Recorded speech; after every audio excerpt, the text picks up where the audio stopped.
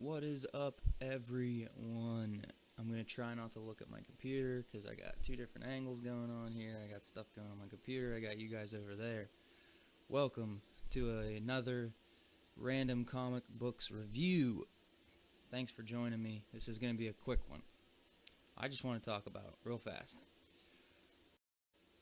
how to get into comic books. If you've never picked one up, if you'd like to, if you've always been interested, but it seems a little bit intimidating because there's so much, it's been around for so long. Where do you start? Should you buy single by single? Try to build your collection? Should you go for the high-end dollar ones? Should you get for the dollar ones? Should you go for volumes? Alright, so let's get started here. First of all, price points. Most, like 90% of comic books that you're going to find at flea markets, or which is where I would probably, that's one of my favorite places to go looking for comic books. It's a fun adventure. You never know what you're going to find. When you do find a jackpot, you got to dig. There's a lot of crap. You find one or two good ones. $1 is like common, should be common for a price point for a regular run-of-the-mill comic book, and even a little bit better ones with better artwork, probably around $1. Sometimes, depending on the material, what's popular right now, you might push $4 at the most. Now, if you get into some more rare, high-end ones, if you find Secret Wars #1, $8. That was a little bit steep. I had to think about it for a little bit. That's a #1. Secret Wars 2, #3. This was $2. Might overpaid. But yeah, I mean, like all these Todd McFarlanes you can find, these are all $1.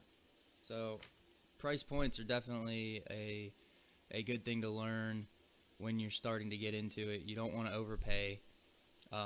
You don't want to just walk into a high-end comic book shop and look at your top shelf and go, hey, I'm going to drop a $100 bill on one book.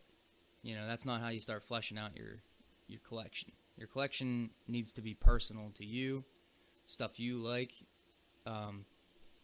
As you build, you'll probably find yourself wanting to spend that $100 bill. I know I am. I saw a Wolverine #1 the other day, and it was $100, and I was, oh man, did I want that? And eventually, one day, I might, because I have a decent collection.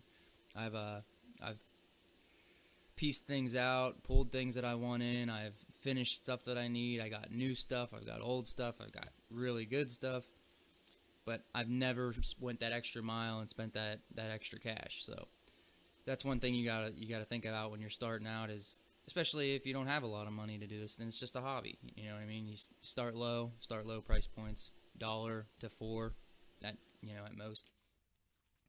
But if you're really wanting to start to get into and get into comic books to the point where you're not searching for one or two here and there in that adventure, you wanna read a series. You wanna read it. It can be intimidating because, if you're going for Uncanny X-Men, you got 30 years of material to try to find. That's a lot of money. That's a lot of books if you're going issue by issue. If you're wanting to read something like Planet Hulk, there's like 100-some issues there. So that's where you get into your volumes. Go online. They're easy to find. They're very convenient. Paperback, thick-ass volumes right here. Here's Seven to Eternities Volume 1. You got Seven to Eternities Volume 2. That's how I jumped into that series, because they had already been like 9 issues in. I wanted to catch up to get into the series. So I looked online. I found the paperback volume. It was like $8 for all 9 issues. So, and if you're doing a bigger, longer running series like Planet Hulk or Infinity Gauntlet, if you want to get into something that's a little bit more popular. Price points on those. You could probably find them at a flea market, maybe here and there. They might be a little bit more rare than regular run-of-the-mill issues, but like you're should only be spending $10 to $16 maybe. Even if you go online, which I hate doing this, but if you go online, you can get them brand new for around $16. Retail bookstores, they're just, they're outrageous. It's like, $37, $35, $36 for just because it's popular and it's brand new. I wouldn't suggest doing that if you're just getting into it and you're just starting out. And man, this video is just messing up. But yeah, I mean, Ultimate X-Men. There's hundreds of issues of this. It's one I got into. I got the first 3 volumes. I think these were like 6 to 8 a piece. This is like 2, 4, 6. It's like 60 issues of a comic book right here that you can get into. So basically, what I'm saying is, if you're trying to get into it, depending on where you're going, if you're wanting a decent collection that took time and patience, flea markets. They're so much fun. It's so much fun to not know if you're going to find anything, or if you do find a pile, if it's going to have anything good in it. I just got these Todd McFarlane Spider-Mans last week at a flea market. I was ecstatic, and I had walked around that entire flea market for about an hour and a half. Didn't find anything until the last second. I found one guy who had a pile, $1 a piece. I dug. He had a lot of crap, and then I had a nice little jackpot at the bottom of the thing. And that's a really fun way to finish miniseries. As I've said last week on the last episode, I'm a huge fan of miniseries because it's easy to get into them. Because there's only a few issues. You don't have to try to search for 60, 100 issues, whatever the run was. I finished my Cable Fathers and Sons. Literally, I had one issue from a flea market in Florida from when I was like 8 years old. And I've held on to that. And then when I was at a flea market recently, probably this year, I found the first issue of that for $1. So boom, I start finally fleshing out that miniseries. Happenstance, next week I found the 3rd issue and I completed it, and I was so pumped.